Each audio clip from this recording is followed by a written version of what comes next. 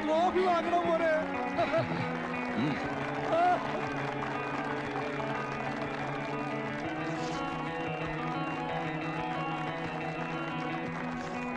रोहन ചെല്ല്.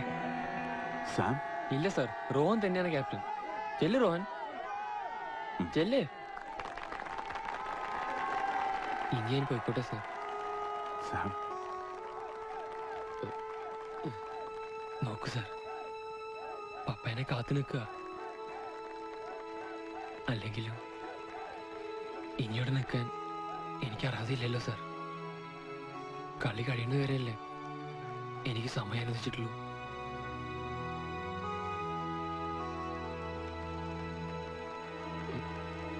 പപ്പ